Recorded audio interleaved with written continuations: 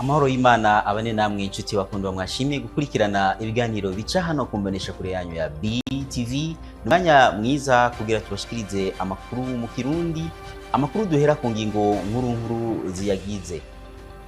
Ugusaba irembo birakwiye gukogwa hakurikijwe imico y'Ikirundi. Ivyo bikaba byashikirijwe n'umukurambere ariwe Adolphe Ntibasharira. Muraza kubikurikirana murano makuru. Nayo abene gihugu bahariya muri Nkenga Busoro barashima ishirahamwe rya Regideso ko ryabazanye amazi kuko bari bamaze igihe kitari gito batayaronswa. Turafise nandi makuru atari make twabateguriye mukanya nido ry'amakuru yacu.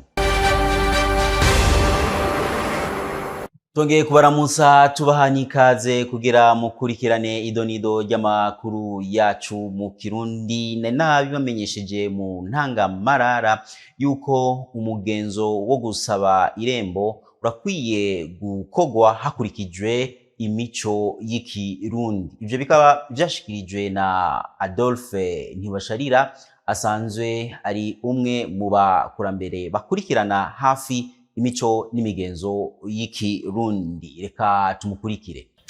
Aho hambere insiguro yaho gusaba irembo ryafise n'irikundu ryitwa irabwa.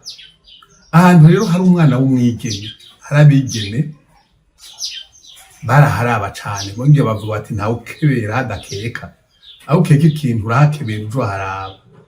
Iyo baravye rero gusaba irembo haba hari umuntu yitwa umuranzi yaravuga ati muri uriya rugo hariho umwigeme, kuko hariho nk'umuntu umuvyeyi ariko avuga ati jewe twebwe umusore agomba kuva ku kirambi, none rero reka tumwubakire. Kera inzu bayubaka mu minsi mikeya cane, hanyuma rero bakabarondera umugeni rero yapfa, hakaba rero uwo munyamuranzi akavuga ati hariho umukobwa hana. Abantu rero ntibitegura nyene ngo biteye uko baja babona abantu baza ari bakenya, ari nka 4 5, hanyuma bagashika n'inshishiro kugira ngo ntibaterane ubwo, bagashika bakagira ati none bagaca bahamagara umutami yari ntihajya mu rubanza wumva ngo nyenirembo nyenirabwa. Hanyuma rero bakavuga akaza akababaza ati mwe muri bande, ishishiro rigenzwa n'iki? Bakashabwira ati nukuri twe turi abantu twari tuje kuzosaba ubufasha gusaba ubucuti ngahe wanyu. Umupfasoni ntiyatanga irembo, hatanga irembo umushinga ntahe nyene urugo nyenirabwa nyenirembo, canke atakihabaye se wabo w'uwo mukobwa canke iyindi nshuti ishika umuntu w'umugabo agatanga rero irembo. Ariko rero urumva abo bana ntibaba bazinanye, kera ntibaba bazinanye.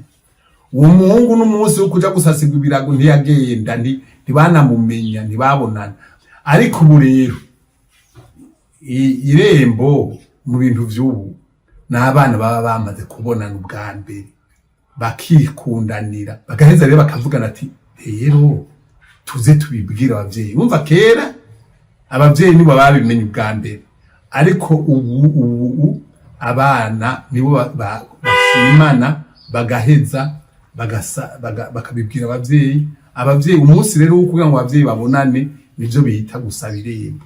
Nukuri ndakunda kuvuga ko ibintu vya kera vyari vyiza, mugabo igihe vyo gusaba irembo ivy'ubu nivyo nkunda. Abana batangure bimenyanire uburyo babikora, jewe si bwiza na gatoya. None umwana utinyike kumusaba gushika mw'irembo haba, none hamwe bagira ngo baje gutora umugeni bazomutora mu kabari. Vyiza rero urashobora kugira irembo ntitira gusaba abantu benshi n'amashishiro maremare.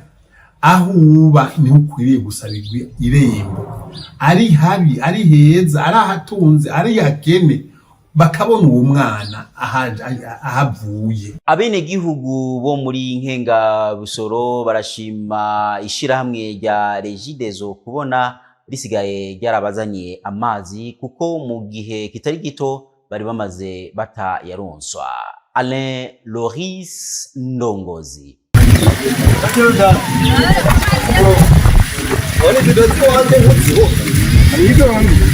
Inyuma y'igihe kitari gito abenegihugu bo muri quartier Nkengabusoro bataronka amazi ya Regideso ivyatuma haba intambamyi zitari nke muri ako gace. Ubu abo benegihugu barashimira Regideso ko isigaye ibatezurira mu kubaha amazi akwiye. Twebwe muri zino ndwi zibiri ziheze Regideso imaze iminsi turungikira amazi neza, turabashimira kuko ubu ikibazo c'amazi muri izi ndwi zibiri nukuri amazi aza neza mu Busoro nukuri ikibazo c'amazi gisa n'icatorewe inyishu kabisa. Turashima kubera kare uje kuvoma zaba ari ngomo gusa ubu bashobora kuza ugacutera wavoma ugacutaha. Basaba ko Regideso yoza iramenyesha igihe cyose hari ingorane zabaye kugira bamenye igihe gihera bataronkejwe amazi. Umuntu arashobora kuronka uko afungura akabura amazi, niba naco hari ikibazo gikomeye cyane.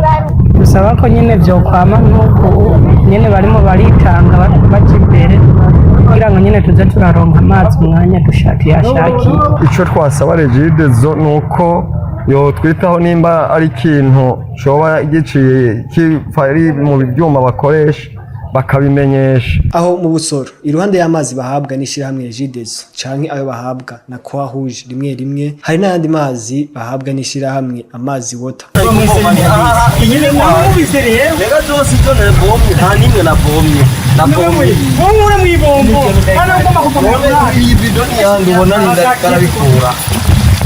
Inkino zirafise uruhara ntangere yaba mu iterambere ry'ubwenge ndetse no mu bihimba bitandukanye by'umubiri. Ivyo bikaba byashikirijwe na Furera Jean Dodier asanzwe ari umuyobozi mukuru w'ikigo gikurikirana abana bagendana ubumuga, Elvis Munyaneza.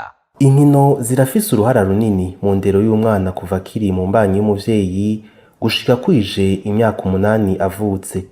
Gukabura ubwenge mu bijanye n'iterambere ry'ubwenge ry'umwana ni imwe mu ngaruka nziza zifatiye ku nkino nk'uko bisigurwa n'ujejwe igisata co kumenyereza abana ishure mu bushikiranganje bw'indero n'inyigisho za kaminuza Hatungimana Marize. Umwana akiri mu mbanyi ubwonko bwiwe burakora cyane. Muri ico gihe inkino ziramufasha mu kumukaburira guteza imbere ubwenge bwiwe iyo ari karakura. Ziratuma cyane cyane abantu bari hafi yiwe bashobora kubona ubumuga umwana ashobora kuba afise canke azogira muri kazoza mu gihe bagoma bakurikirana ingene umwana ari karakina. Umwana ageze ku myaka 3 gushika ku myaka 8, inkino zimutuma atera imbere cyane mu bwenge kuko ivyo akora vyose abicisha mu nkino. Ziratuma cyane akerebuka kw'ishure, ziramutuma mu kumenya gusangira ibikoresho n'abandi bana, zikongera zikamutuma gukunda ishuri akaguma kurumbira ishure cyane kuko kenshi we babazi ko agiye gukina. Ariko izo nkino zose ziba ari inkino zimutuma ashira umutima ku gikorwa kandi yakira ibyo bamuha byose abicishije mu nkino. Inkino kandi zirafasha ibihimba vy'umwana bikura neza, nk'inkino zifasha umwana kumenya gukoresha amaboko n'izindi nk'uko bivugwa na Furera Jean de Dieu Ngiye, umuyobozi w'ikigo kivura kandi kikarera abana bagendana ubumuga cane cane mu bwonko. Inkino zirafasha no mu duce duto twokoresha iminwe canke intoki. Hariho ivyo byose, hariho n'inkino zidufasha ko umwana ashobora kwimenya, agashobora kumenya gukoresha amaboko, kumenya gukoresha impande zose, gutondesha ibintu ku murongo. Hari n'inkino zidufasha kuvuga, umwana akamenya ukwisigura, akamenya kumviriza abandi. Hari n'inkino zidufasha gukoresha umubiri wose, hamwe umuntu ashobora kugumya izosi, agashobora kumenya kwicara canke agahaguruka, ndetse agashobora kumenya no kugenda. Ivyo biruko mu gihe hakiri abavyeyi bamwe bataratahura akamaro ko kwigisha abana inkino zimwe atani ibibanza vyagenewe kwigisha izo nkino bihari bikwiye. Mu ntumbero yo guteza imbere urukino rwa basketball mu Burundi, ishiramwe ry'urwo rukino ruriko rurakora ibikorwa vyo gukurikirana urwaruka rufise impano kugira ngo bategure kazoza muri urwo rukino. Ni inkuru ya mugenzi wacu Alain Loris Ndongozi. Ishyirahamwe ry'umupira w'amaboko basketball mu Burundi FEBABU rifadikanije n'ubuserukizi bw'igihugu cy'Ubufaransa mu Burundi baratanguje kuri wa mbere igenekezo rya ndwi gitugutu umugambi PEPS ufise intumbero yo kwegeranya no gukurikirana urwaruka rufise impano mu rukino rwa basketball. Uwo mugambi ukaba uzotuma haba akarusho mu rukino rwa basketball mu Burundi nkuko bivugwa na Beri Hervé Dushime ajeje gutegura amahiganwa muri FEBABU. Abana bo kwitega yuko tubakeneyemwo impano nzima nyinshi kandi dushaka guherekeza kugira ngo tubanze ubwa mbere muri Jeux Africains, hanyuma kumbure tuzoshike muri Jeux Olympiques, haba muri basket classique canke basket 3x3. Rero hari ibikorwa byinshi kugira ngo turonke abana bazoja muri ayo mahiganwa n'amarushanwa mpuzamakungu. Benshi bahiswemwo atawimwe akaryo ko kwerekana impano yiwe. Rero twabasaba kuzokurikirana ibikorwa bazoza bararangurana n'abamenyereza batandukanye kugira ngo biteze imbere bo nyene bwa mbere mu mpano z'inkino, ariko bongere banateze imbere banashikane kure ibendera ry'igihugu duciye mu nkino.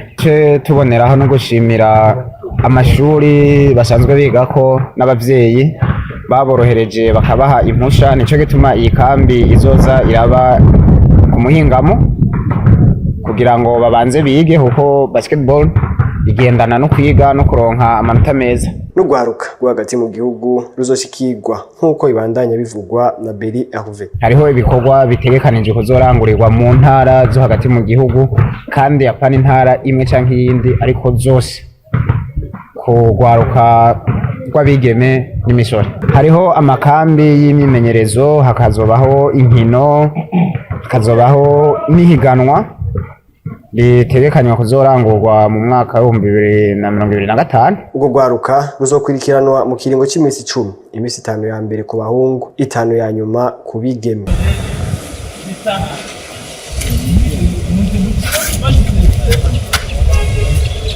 Irambona Brenda Deborah niwe aza kudushikiriza amakuru yo hanze, aho haza kutubwira ayavugwa hirya no hino mu makungu. Inyuma y'imyaka 3 ihaciye, umukuru w'igihugu Alpha Conde akuwe ku butegetsi bitunganijwe n'ingabo zidasanzwe za Guinea be no gufata ubutegetsi kwa Colonel Mamadou Doumbouya kwa 5 Nyakanka umwaka w'2021.